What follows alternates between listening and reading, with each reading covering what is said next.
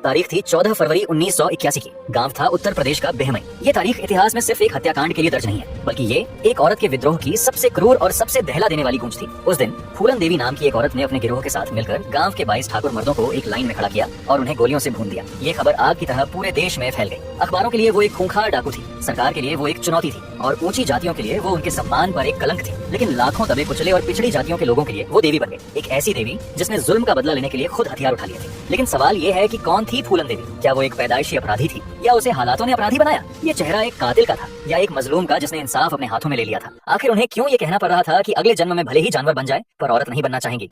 आप अगले जन्म में क्या बनना चाहेंगी?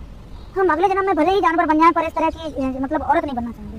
ये कहानी एक औरत के इंतकाम की है या उस समाज के पतन की जिसने उसे बंदूक उठाने पर मजबूर कर दिया? ये कहानी है भारत की सबसे चर्चित और सबसे विवादित बैंडिट क्वीन की। ये कहानी है बीहड़ के कांटों से निकलकर संसद के गलियारों तक पहुंचने की। ये कहानी है फूलन देवी की। लेकिन हर बार की तरह इनकी कहानी भी इनके बचपन से स्टार्ट करते हैं। तो बात है 10 अगस्त 1963 को उत्तर प्रदेश के जालौन जिले के एक छोटे से गुमनाम गांव गोरहा का पूर्वा में। ये गांव यमुना और चंबल नदियों के किनारे बसा था, एक ऐसा इलाका जो अपनी गरीबी और बीहड़ों के लिए जाना जाता था। ये वही बीहड़ थे जो बाद में फूलन देवी का घर बने। फूलन देवी का जन्म मल्लाह जाति के एक बेहद गरीब परिवार में हुआ था। उनके पिता का नाम देवीदीन और माँ का नाम मूला था। मल्लाह, जिन्हें निषाद भी कहा जाता है, पारंपरिक रूप से नाव चलाने और मछली पकड़ने का काम करते थे। हिंदू जाति व्यवस्था में उन्हें शूद्रों में गिना जाता था, जो सामाजिक सीढ़ी के सबसे निचले पायदानों में से एक था। उनका जीवन नदी के किनारे गांव की सरहदों पर ऊंची जाति के ठाकुर जमींदारों की दया पर निर्भर था। वे ठाकुरों के खेतों में काम करते, उनकी बेगार करते और हर दिन अपमान सहते थे। ये वो दौर था जब भारत को आजाद हुए 1.5 दशक बीत चुके थे। लेकिन गोरहा का पूर्वा जैसे गांवों में जातिवाद और सामंती व्यवस्था की जड़ें बहुत गहरी थी। यहाँ कानून का नहीं, ऊंची जाति का राज चलता था। इसी माहौल में देवीदीन और मूला के घर उनकी दूसरी बेटी ने जन्म लिया।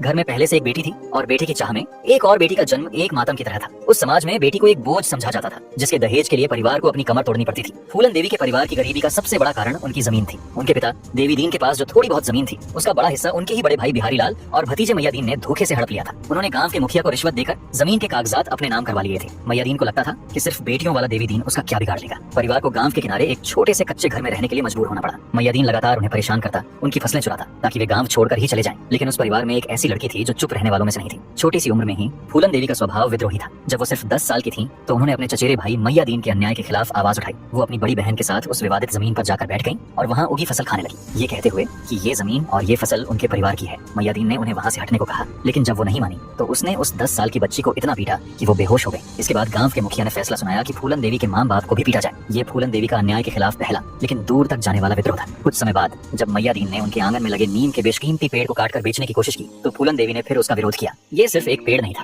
ये उस गरीब परिवार की बची खुची संपत्ति और सम्मान का प्रतीक था। फूलन देवी का उस पेड़ के लिए लड़ना असल में अपने परिवार के वजूद और स्वाभिमान के लिए लड़ना था। ये घटना बताती है कि न्याय और हक की भावना उनके अंदर बचपन से ही कूट कूट कर भरी थी। हालांकि इस कहानी में एक और गहरा ऐतिहासिक पहलू छिपा था। अंग्रेजी हुकूमत ने मल्लाह समुदाय को औपनिवेशिक जनगणना में आपराधिक जनजाति के रूप में सूचीबद्ध किया था। आजादी के बाद भी ये ठप्पा पूरी तरह से नहीं मिटा था। इसका मतलब ये था कि कानून और समाज की नजर में मल्लाह जाति के लोग पैदाइशी तौर पर अपराधी समझे जाते थे। इस व्यवस्था ने एक ऐसा माहौल बना दिया था जहाँ फूलन देवी जैसी विद्रोही लड़की को सिर्फ एक अन्याय का विरोध करने वाली बच्ची के तौर पर नहीं, बल्कि एक अपराधी समुदाय की बिगड़ी हुई लड़की के रूप में देखा गया। इसी सामाजिक पूर्वाग्रह ने यह सुनिश्चित किया कि भविष्य में जब भी उनका सामना कानून से हो तो उन्हें इंसाफ नहीं बल्कि और ज्यादा जुल्म ही मिले। गोरहा का पूर्वा में फूलन देवी का बढ़ता हुआ विद्रोही स्वभाव उनके चचेरे भाई मैयादीन की आंखों में खटक रहा था। उसे डर था कि ये लड़की बड़ी होकर उसके लिए मुसीबत बनेगी। उसने फूलन देवी को रास्ते से हटाने का एक घिनौना और अचूक तरीका निकाला, शादी। मैयादीन ने फूलन देवी के माता पिता पर दबाव डालकर उनकी शादी एक ऐसे आदमी से तय करवा दी जिसकी उम्र फूलन देवी से 3 गुना ज्यादा थी। वो साल 1974 था। फूलन देवी सिर्फ 11 साल की थी। एक बच्ची जिसे शादी का मतलब भी नहीं पता था। उनका पति पुत्तीलाल 30 साल से ज्यादा उम्र का एक विधुर था जो बस अपने घर के काम के लिए एक नौकरानी चाहता था। इस सौदे के बदले में पुत्तीलाल ने फूलन देवी के परिवार को एक गाय, एक साइकिल और कुछ 100 रुपए दिए। ये शादी नहीं, एक सौदा था जिसमें मैयादीन ने अपने रास्ते का कांटा निकाल फेंका था। उस समय के रिवाज के मुताबिक लड़की को बालिग होने तक अपने मायके में ही रहना होता था। लेकिन पुत्तीलाल कुछ ही महीनों में वापस आया और 11 साल की फूलन देवी को अपने साथ ले गया। वहाँ फूलन देवी के लिए एक अंतहीन दुख स्वप्न शुरू हो गया। पुत्तीलाल ने उनकी छोटी उम्र का कोई लिहाज नहीं किया और लगातार उनके साथ दुर्व्यवहार और मारपीट करता रहा। उस नर्क में फूलन देवी बुरी तरह बीमार पड़ गई। जब उनके माता पिता उन्हें देखने आए तो वे अपनी बेटी की हालत देखकर दहल गए। वे उन्हें वापस घर ले आए जहाँ पता चला कि उन्हें खसरा हो गया है। खसरा एक अत्यधिक संक्रामक वायरल बीमारी है जो तेज बुखार, नाक बहना, खांसी और पूरे शरीर पर लाल चकत्ते बना देती है। लेकिन समाज के नियम बहुत क्रूर थे। एक शादीशुदा लड़की का मायके में रहना परिवार के लिए बहुत बड़े अपमान की बात थी। गांव वाले ताने मारते थे। मैयादीन ने इस डर का फायदा उठाया और परिवार पर दबाव बनाया कि वे फूलन देवी को वापस पुत्तीलाल के पास भेज दें। मजबूर होकर माँ बाप ने अपनी बेटी को फिर से उसी नर्क में धकेल दिया। फूलन देवी अपनी आत्मकथा आई फूलन देवी में लिखती हैं कि उस पल उन्होंने दुर्गा माँ की कसम खाई थी कि वो इस दर्द का बदला जरूर लेंगी। उन्होंने कसम खाई कि वो डरकर नहीं जींगी, वो जिंदा रहेंगी और अपना बदला पूरा करेंगी। कुछ समय बाद वो फिर से भागकर अपने घर आ गईं, लेकिन इस बार हालात और भी बदतर थे। गांव की नजर में वो अशुद्ध और कलंकिनी हो चुकी थी। उनकी अपनी माँ ने उनसे कहा, जाकर किसी कुएं में डूब मर या यमुना में कूद जा। ये सिर्फ एक माँ की नफरत नहीं थी, ये उस पूरे समाज का डर था जो एक औरत के अपने पति को छोड़ने पर परिवार का हुक्का पानी बंद कर सकता था। ये उस लाचार पितृसत्ता का प्रतिबिंब था जहाँ पीड़ित को ही दोषी ठहराया जाता था और जहाँ सामाजिक सम्मान की कीमत एक बेटी की जिंदगी से ज्यादा थी। गांव वालों ने उन्हें सार्वजनिक संपत्ति मान लिया। उन्हें कुएं से पानी नहीं भरने दिया जाता था। कोई भी जब चाहे उन्हें अपमानित करता और उनके साथ बलात्कार करता। हद तो तब हो गई जब गांव के कुछ लोगों ने उनके अपने ही घर में उनके माँ बाप के सामने उनके साथ बलात्कार किया। अब फूलन देवी के लिए समाज के सारे दरवाजे बंद हो चुके थे। उनके पास खोने के लिए कुछ नहीं बचा था सिवाय अपनी जिंदगी के। अपने ही गांव में हर दिन हो रहे जुल्म और अपमान से तंग आकर भी फूलन देवी ने हार नहीं मानी। उन्होंने एक बार फिर अपने परिवार की जमीन के लिए लड़ने का फैसला किया। साल 1978 में वो इलाहाबाद हाईकोर्ट में मैयादीन के खिलाफ मुकदमा दायर करने तक पहुंचे।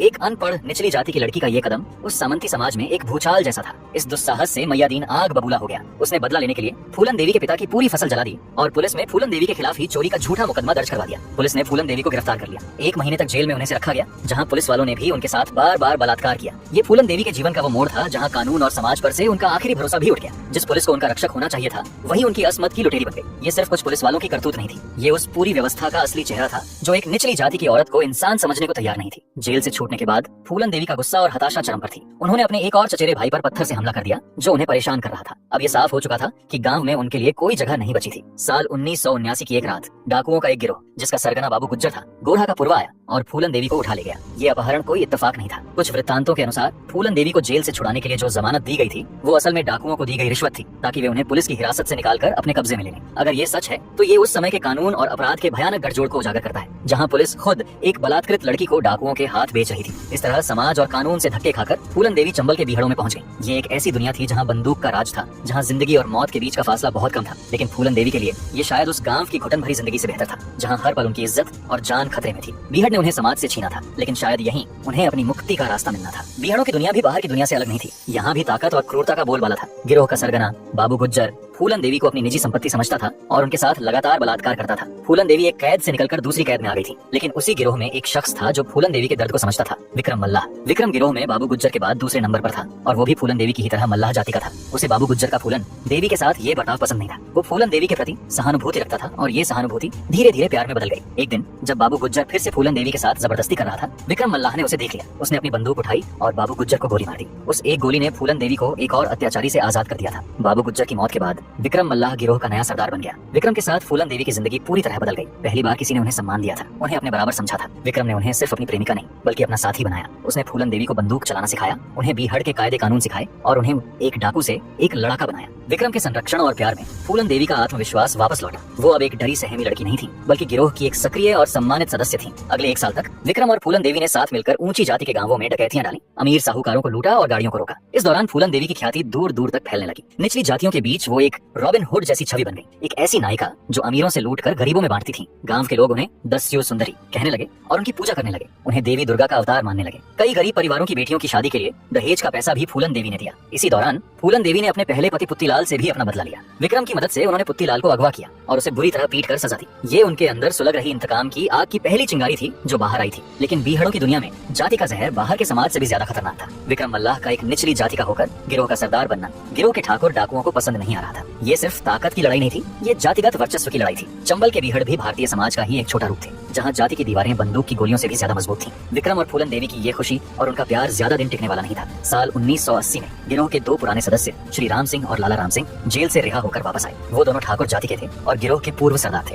उन्हें मानिक साख ने एक मल्लाह का सरदार बनना और एक मल्लाह औरत का उसके बराबर बैठना बर्दाश्त नहीं हुआ। गिरोह के अंदर सत्ता और जाति को लेकर एक संघर्ष शुरू हो गया। ठाकुर भाइयों ने एक साजिश रची। अगस्त 1980 में उन्होंने धोखे से विक्रम मल्लाह की हत्या कर दी। विक्रम की मौत के साथ ही फूलन देवी का एकमात्र सहारा और रक्षक भी छिन गया। वो एक बार फिर अकेली और असहाय हो गई थी। श्री राम और लाला राम ने फूलन देवी को अपना बंदी बना लिया। वो उन्हें पास के एक गांव बेहमई ले गए जो ठाकुरों का गढ़ माना जाता था। वहाँ फूलन देवी को एक कमरे में बंद कर दिया गया और उनके साथ वहशियाना दरिंदगी की एक ऐसी दास्तान लिखी गई जिसने उनकी आत्मा को हमेशा के लिए जख्मी कर दिया। अगले कई हफ्तों तक श्री राम, लाला राम और गांव के दूसरे ठाकुर मर्दों ने उनके साथ सामूहिक बलात्कार किया। ये सिर्फ हवस नहीं थी, ये एक निचली जाति की औरत को उसकी औकात याद दिलाने का एक क्रूर अनुष्ठान था। ये उन्हें उस हिम्मत की सजा थी जो उन्होंने एक ठाकुर के खिलाफ जाकर एक मल्लाह से प्यार करके दिखाई थी। जुल्म की इंतहा तब हुई जब उन्हें पूरी तरह नग्न करके पूरे गांव में घुमाया गया और गांव के कुएं से पानी लाने के लिए मजबूर किया गया। ये सिर्फ उनका शारीरिक अपमान नहीं था, ये एक सार्वजनिक तमाशा था जिसका मकसद पूरी मल्लाह जाति को ये संदेश देना था कि अगर उन्होंने सिर उठाने की कोशिश की तो उनका भी यही हश्र होगा। उस औरत के शरीर को ठाकुरों ने अपनी जातिगत श्रेष्ठता के प्रदर्शन का एक माध्यम बना लिया था। कई हफ्तों की इस असहनीय पीड़ा के बाद एक रात फूलन देवी किसी तरह वहाँ से भागने में कामयाब हो गई। वो जख्मी थी, टूटी हुई थी, लेकिन जिंदा थी और उनकी आंखों में अब सिर्फ एक ही चीज थी, बदला। बेहमई के जख्म ने उनके अंदर की इंसानियत को लगभग मार दिया था और एक ऐसी बैंडेड क्वीन को जन्म दिया था जो अब सिर्फ इंतकाम के लिए जीने वाली थी। बेहमई से भागने के बाद फूलन देवी ने अपना खुद का गिरोह बनाया। उनके गिरोह में ज्यादातर लोग मल्लाह और अन्य पिछड़ी जातियों से थे जो ऊंची जातियों के जुल्म से तंग आ चुके थे। फूलन देवी अब सिर्फ एक डाकू नहीं बल्कि एक प्रतीक बन चुकी थी, पिछड़ी जातियों के विद्रोह का प्रतीक। अगले कुछ महीनों तक फूलन देवी और उनके गिरोह ने बीहड़ों में अपना दबदबा कायम किया, लेकिन उनके दिल और दिमाग में सिर्फ एक ही जगह का नाम गूंज रहा था, बेहमई। वो अपने बलात्कारियों श्री राम और लाला राम को ढूंढ रही थी। आखिरकार वो दिन आया, 14 फरवरी 1981। फूलन देवी को खबर मिली कि बेहमई में एक शादी है और श्री राम और लाला राम भी वहाँ मौजूद हो सकते हैं। पुलिस की वर्दी पहने फूलन देवी अपने गिरोह के साथ बेहमई गांव में दाखिल हुई। उन्होंने पूरे गांव को घेर लिया और अपने दो सबसे बड़े दुश्मनों श्री राम और लाला राम को बाहर निकालने की मांग की, लेकिन वो दोनों गांव में नहीं थे या शायद छिप गए थे। जब उनके गुनहगार नहीं मिले तो फूलन देवी का सालों से दबा हुआ गुस्सा एक ज्वालामुखी की तरह फट पड़ा। उन्होंने गांव के सभी ठाकुर मर्दों को एक जगह इकट्ठा करने का आदेश दिया। फिर उन्हें पास ही यमुना नदी के किनारे ले जाया गया और एक लाइन में खड़ा कर दिया गया। इसके बाद जो हुआ उसने पूरे देश को हिलाकर रख दिया। फूलन देवी के गिरोह ने उन पर गोलियां बरसा दी। इस हत्याकांड में 22 लोगों को गोली मारी गई, जिनमें से 20 की मौत हो गई। इस घटना को लेकर कई तरह की बातें कही जाती हैं। फूलन देवी ने अपनी पूरी जिंदगी इस बात से इनकार किया कि उन्होंने खुद किसी पर गोली चलाई थी। उनका कहना था कि उनके गिरोह के लोगों ने, जो उनके अपमान से गुस्से में थे, इस हत्याकांड को अंजाम दिया। वहीं कुछ चश्मदीदों का कहना था कि फूलन देवी ने खुद गोली नहीं चलाई, लेकिन उन्होंने एक इशारे से गोली चलाने का आदेश दिया था। सच जो भी हो, बेहमई हत्याकांड की जिम्मेदारी फूलन देवी पर ही आई। ये हत्याकांड सिर्फ एक बदला नहीं था, ये एक निचली जाति की बलात्कृत महिला द्वारा ऊंची जाति के पुरुषों से लिया गया सामूहिक बदला था। ये उस सामाजिक व्यवस्था पर एक सीधा हमला था जिसने उन्हें और उनके जैसी लाखों औरतों को जानवर से भी बदतर जिंदगी जीने पर मजबूर किया था। इस एक घटना ने फूलन देवी को बैंडेड क्वीन के रूप में पूरे भारत में मशहूर कर दिया। सरकार और पुलिस के लिए वो देश की सबसे बड़ी दुश्मन बन गई, लेकिन गरीबों और दलितों के लिए वो न्याय की देवी बन चुकी थी। इस हत्याकांड का राजनीतिक असर इतना बड़ा था कि उत्तर प्रदेश के तत्कालीन मुख्यमंत्री वीपी सिंह को नैतिक जिम्मेदारी लेते हुए अपने पद से इस्तीफा देना पड़ा। एक अकेली औरत के इंतकाम ने एक सूबे की सरकार गिरा दी थी। बेहमई हत्याकांड के बाद फूलन देवी भारत की सबसे वांछित अपराधी बन गई। उत्तर प्रदेश और मध्य प्रदेश की पुलिस ने उन्हें पकड़ने के लिए इतिहास का सबसे बड़ा तलाशी अभियान चलाया। उनके सिर पर 10,400 अमेरिकी डॉलर के बराबर का इनाम रखा गया। अगले 2 साल तक फूलन देवी पुलिस को चकमा देती रही। चंबल के बीहड़, जिन्हें वो अपनी हथेली की तरह जानती थीं, उनकी ढाल बने रहे, लेकिन लगातार भागने की जिंदगी बहुत मुश्किल थी। गिरोह के कई साथी पुलिस मुठभेड़ों में मारे जा रहे थे। फूलन देवी खुद भी इस जिंदगी से थक चुकी थी। उन्हें एहसास हो गया था कि वो हमेशा के लिए ऐसे नहीं जी सकती। इसी दौरान मध्य प्रदेश पुलिस के एक सुपरिटेंडेंट राजेंद्र चतुर्वेदी ने उनसे संपर्क साधा और आत्मसमर्पण के लिए बातचीत शुरू की। ये बातचीत लगभग 1 साल तक चली। फूलन देवी एक चतुर रणनीतिकार थी। वो जानती थी कि अगर उन्होंने उत्तर प्रदेश पुलिस के सामने आत्मसमर्पण किया तो उन्हें मार दिया जाएगा। बेहमई के ठाकुरों का राजनीतिक दबदबा बहुत ज्यादा था और यूपी पुलिस पर उन्हें खत्म करने का भारी दबाव था। इसीलिए उन्होंने आत्मसमर्पण के लिए मध्य प्रदेश सरकार को चुना और अपनी शर्तें रखी। ये शर्तें किसी आम अपराधी की नहीं बल्कि एक राजनीतिक कैदी की थी। उनकी मुख्य शर्तें थी, उन्हें और उनके गिरोह के किसी भी सदस्य को फांसी की सजा नहीं दी जाएगी। गिरोह के बाकी सदस्यों को 8 साल से ज्यादा की सजा नहीं होगी। उन्हें उत्तर प्रदेश की जेल में नहीं बल्कि मध्य प्रदेश की जेल में रखा जाएगा। उनके परिवार को जमीन और सुरक्षा दी जाएगी और उनके भाई को सरकारी नौकरी मिलेगी। मध्य प्रदेश के तत्कालीन मुख्यमंत्री अर्जुन सिंह इन शर्तों पर सहमत हो गए। उन्होंने फूलन देवी की राजनीतिक और सामाजिक अहमियत को समझा। वो जानते थे कि फूलन देवी सिर्फ एक डाकू नहीं बल्कि पिछड़ी जातियों के लिए एक बहुत बड़ा प्रतीक है। आखिरकार फरवरी 1983 में भिंड मध्य प्रदेश के एक मैदान में हजारों लोगों और मीडिया के सामने फूलन देवी ने मुख्यमंत्री अर्जुन सिंह के सामने आत्मसमर्पण कर दिया। उन्होंने अपनी राइफल नीचे रखी, लेकिन उनका सिर झुका नहीं था। ये एक अपराधी का नहीं बल्कि एक योद्धा का आत्मसमर्पण था जिसने अपनी शर्तों पर जंग खत्म की थी। आत्मसमर्पण की शर्तों के मुताबिक फूलन देवी को ग्वालियर की जेल में रखा गया। उन्हें और देश को उम्मीद थी कि अब कानून अपना काम करेगा और उनके मामलों की सुनवाई होगी, लेकिन ऐसा कुछ नहीं हुआ। फूलन देवी ने अपनी जिंदगी के 11 साल ग्वालियर और जबलपुर की जेलों में बिना किसी मुकदमे के गुजार दिए। ये भारतीय न्याय व्यवस्था के इतिहास के सबसे अजीब और शर्मनाक अध्यायों में से एक है। एक महिला जिस पर 50 से ज्यादा मामले दर्ज थे, जिसमें हत्या और डकैती जैसे गंभीर आरोप शामिल थे, 11 सालों तक सिर्फ एक विचाराधीन कैदी बनी रही। इसके पीछे की वजह सीधी और साफ थी, राजनीति। उत्तर प्रदेश की सरकार और ठाकुर लॉबी चाहती थी कि उन्हें यूपी लाकर उन पर मुकदमा चलाया जाए, जहां उन्हें फांसी की सजा मिलना लगभग तय था। वहीं मध्य प्रदेश सरकार अपने वादे से बंधी थी और उन्हें यूपी भेजने को तैयार नहीं थी। इस राजनीतिक खींचतान में न्याय का पहिया जाम हो गया। सरकारें फूलन देवी से डरती थी। वे न तो उन्हें सजा दे पा रही थी, क्योंकि ऐसा करने से देश भर की पिछड़ी जातियों का एक बहुत बड़ा वर्ग नाराज हो जाता जो उन्हें अपनी नायिका मानता था, और न ही वे उन्हें रिहा कर सकती थी, क्योंकि ऐसा करने से ऊंची जातियों खासकर ठाकुर समुदाय का गुस्सा भड़कने का डर था। फूलन देवी अब एक व्यक्ति नहीं बल्कि एक राजनीतिक समीकरण बन चुकी थी जिसे हल करने की हिम्मत किसी में नहीं थी। इसलिए व्यवस्था ने सबसे आसान रास्ता चुना, उन्हें भूल जाने का, उन्हें जेल की दीवारों के पीछे सड़ने के लिए छोड़ देने का। ये 11 साल इस बात का सबूत थे कि सिस्टम को न तो उन्हें न्याय देने में दिलचस्पी थी और न ही उनके पीड़ितों को। वो एक ऐसी राजनीतिक कैदी थी जिसे कानूनी दांव पेंचों में उलझाकर कैद रखा गया था, क्योंकि उनका बाहर रहना या उन पर मुकदमा चलना दोनों ही सूरतों में व्यवस्था के लिए एक बड़ा सिरदर्द था। लेकिन फूलन देवी ने जेल में भी हार नहीं मानी। वो बीमार रही, उन्हें खराब स्वास्थ्य से जूझना पड़ा, लेकिन उन्होंने अपनी लड़ाई जारी रखी। उनकी कहानी देश और दुनिया में फैलती रही,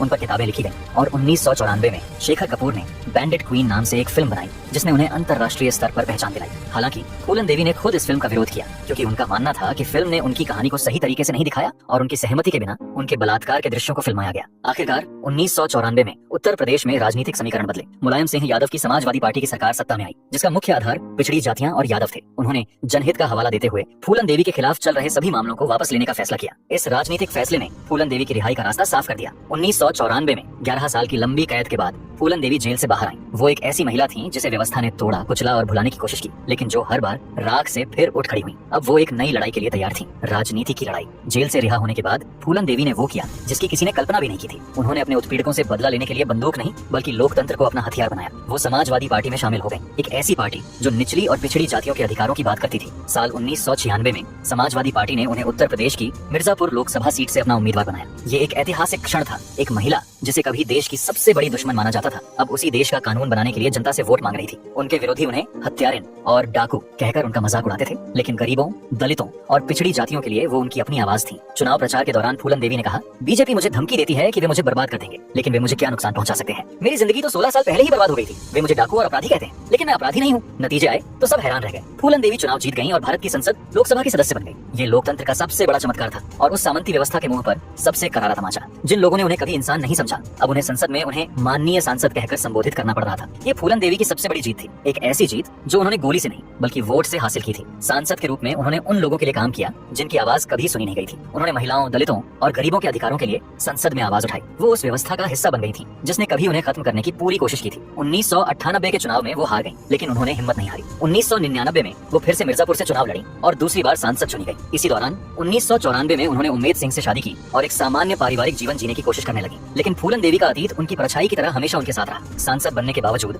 बेहमई हत्याकांड के मामले कानूनी तौर पर फिर से खुल गए थे। सुप्रीम कोर्ट ने भी 1996 में मामलों को खारिज करने की उनकी याचिका को ठुकरा दिया था। इसका मतलब ये था कि जिस समय वो देश के लिए कानून बना रही थी, उसी समय देश का कानून उन्हें एक हत्या के मामले में कटघरे में खड़ा करने की कोशिश कर रहा था। ये विडंबना दिखाती है कि राजनीतिक ताकत हासिल करने के बाद भी वो उस व्यवस्था के जाल से पूरी तरह कभी आजाद नहीं हो पाई जिसने उन्हें जन्म दिया था। 25 जुलाई 2001 एक सामान्य दिन। फूलन देवी संसद के सत्र में भाग लेने के बाद दोपहर के भोजन के लिए नई दिल्ली में अपने सरकारी आवास पर लौटी। जैसे ही वो अपनी कार से उतरी, 3 नकाबपोश हमलावरों ने उन पर गोलियां बरसानी शुरू कर दी। फूलन देवी को 5 गोलियां लगी और उन्होंने मौके पर ही दम तोड़ दिया। भारत की बैंडेड क्वीन की कहानी का अंत देश की राजधानी की सबसे सुरक्षित सड़कों में से एक पर दिन दहाड़े खून से लथपथ हो गया। कुछ दिनों बाद शेर सिंह राणा नाम के एक व्यक्ति ने इस हत्या की जिम्मेदारी लेते हुए आत्मसमर्पण कर दिया। उसने कहा कि उसने ये हत्या 1981 के बेहमई हत्याकांड का बदला लेने के लिए की थी, जहां उसके जाति के 22 ठाकुर मारे गए थे। ये हत्या एक बार फिर इस बात का सबूत थी कि फूलन देवी की लड़ाई कभी सिर्फ उनकी अपनी नहीं थी। ये जातियों की लड़ाई थी जो बीहड़ों से शुरू होकर संसद के दरवाजे तक पहुंच गई थी और आखिरकार उनकी जान ले ली। फूलन देवी की हत्या का मुकदमा लंबा चला। 10 साल की सुनवाई के बाद 2014 में दिल्ली की एक अदालत ने शेर सिंह राणा को हत्या का दोषी ठहराया और उसे आजीवन कारावास की सजा सुनाई। लेकिन 10 अन्य आरोपियों को सबूतों के अभाव में बरी कर दिया गया। इस कहानी में एक और नाटकीय मोड़ तब आया जब शेर सिंह राणा 2004 में दिल्ली की उच्च सुरक्षा वाली तिहाड़ जेल से भाग गया। 2 साल बाद 2006 में उसे कोलकाता से फिर से गिरफ्तार किया गया और फिर 2016 में दिल्ली उच्च न्यायालय ने उसे जमानत पर रिहा कर दिया। जेल से बाहर आने के बाद 2018 में उसने शादी भी कर ली। शेर सिंह राणा का अपनी जाति के कुछ लोगों के बीच एक नायक बन जाना फूलन देवी की कहानी की विडंबना को और गहरा करता है। जिस तरह फूलन देवी निचली जातियों के लिए ठाकुरों को मारने के बाद नायिका बन गई थी, उसी तरह राणा फूलन देवी को मारकर कुछ ठाकुरों के लिए नायक बन गया। ये दिखाता है कि हमारा समाज जाति के नाम पर कितना बंटा हुआ है, जहाँ एक का आतंकवादी दूसरे का हीरो हो सकता है और जहाँ न्याय को भी जाति के चश्मे से देखा जाता है। फूलन देवी की हत्या ने उस विद्रोह का अंत कर दिया जो गोरहा का पुरवा के खेतों में शुरू हुआ था। लेकिन ये उस सवाल का अंत नहीं कर सका जो फूलन देवी ने अपनी पूरी जिंदगी से पूछा था कि क्या इस देश में एक गरीब निचली जाति की औरत को सम्मान से जीने का हक है। फूलन देवी की जिंदगी एक तूफान की तरह थी जो गरीबी और जुल्म के बीहड़ों से उठी, इंतकाम की आग में जली और आखिरकार राजनीति के गलियारों में शांत हो गई। उनकी कहानी को कई लोगों ने अपने अपने तरीके से कहा। उनकी अपनी आत्मकथा आई फूलन देवी